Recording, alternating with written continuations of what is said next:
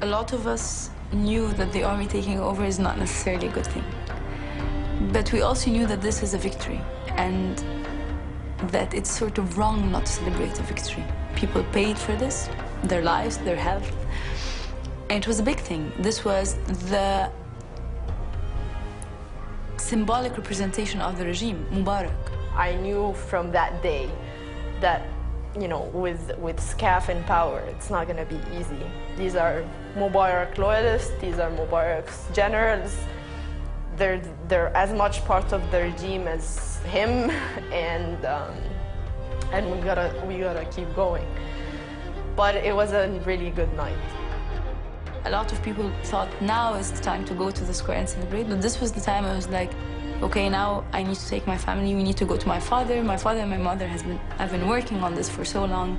I was born while my dad was in prison, and I've seen him for years, sort of him and my mother, their health and their life and their time invested in exposing the crimes of the regime and working against it. Rumor has it Mubarak did film an resignation video. And in that video, he left the country to the vice president and prime minister, which would make sense.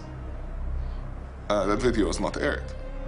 Instead, we saw a 10-second video of Omar Suleiman stating that Mubarak has abdicated, and instead of him taking over power as the VP, he's leaving the entire thing to the military, which makes no sense, since why would you leave power to the military if you just hired a VP?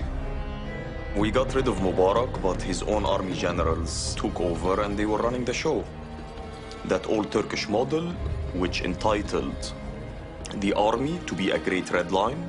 You never question the army about their budget. You never question the army's control over political life. You will not question Mubarak's army generals about their control of 25% to 40% of the economy. And for me, we didn't sacrifice all of these sacrifices in order to get this old Turkish model. We started a revolution, so let's finish it. Because those who carry out half a revolution, you know, I mean, they dig their own graves.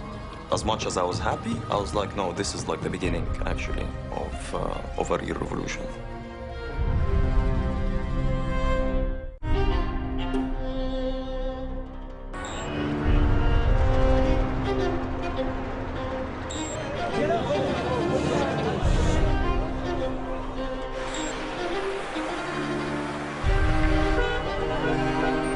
I left on the night of the 12th. I was pretty much one of the last tents to leave, if not the last one. The general feeling was like we're exhausted, maybe we need, you know, I mean, some time off from the protests in Tahrir, and let's give the generals a chance. The sit-in continued in Tahrir, but it was smaller because many people thought this is enough. But a lot of the revolutionaries decided to stay on because the government was led by Shafiq, who was actually prime minister while the Bloody Wednesday happened on February 2nd. We had a political transitional period, supposedly, and that's what every revolution goes through. But who's engineering it? You are welcome to Egypt. Is it the revolutionaries, or is it, you know, Mubarak's own generals? We had so many enemies, and so we knew we needed to go after them and cleanse this country of corrupt crooks.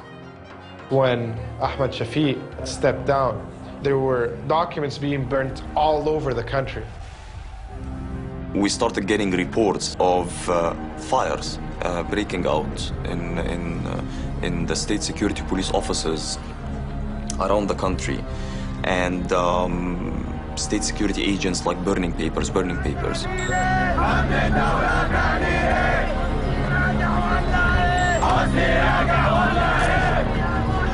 So on the 5th of March, there was a storming of the state security. Its counterparts in Western countries would be the FBI and the MI5, but these guys are much more similar to the Gestapo.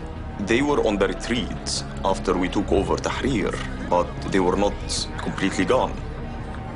But as soon as people got in and started filming, they saw that all the documents had been shredded, a lot of documents had been burned, a lot of things had been thrown and taken away. I saw the room where I was kept, you know, I mean, in 2002, when I was detained then. I was crying.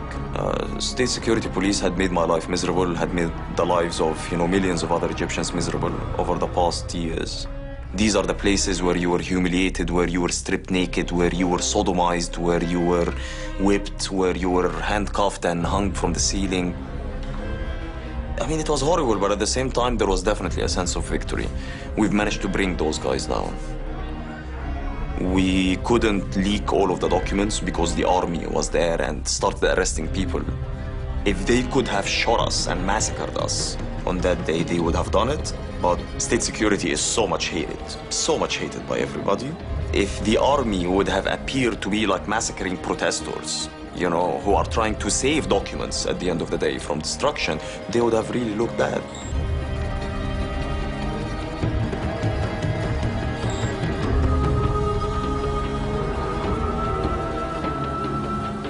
At what point did reality bite? I think it was the 9th of March. Around 4 p.m., it seems that they took the decision to completely evacuate Tahrir Square. And everybody was just like, someone provoked them. I think someone is trying to put a wedge between the revolutionaries and the army. They're trying to get us to fight. They arrested around 180 activists. 18 of them were women. They took them to the museum, arrested them, and then did what they called virginity tests. They were asked if they are virgins or not, and those who claimed to be virgins went through a check. A guy, they don't know if he's a doctor or not, he's wearing military uniform, but on top of it a white coat. And there were other like soldiers and officers in the room, and he basically inserted his finger in them and checked. The idea was that they were proving that women who took part in the demonstrations in Tahrir Square are immoral. In the media, the spokesman of the army talked about how Tahrir is no longer for pure revolutionaries and it is used by people of ill repute for drug and prostitution. It's a completely sick mind of the Egyptian military and the military council. The whole idea was to discourage women and to scare them from ever taking part. The same people who would give military salutes to the man who was ruling us for 30 years were suddenly leading the transition of the people who overthrew him. So it's, yeah, they're not on your side.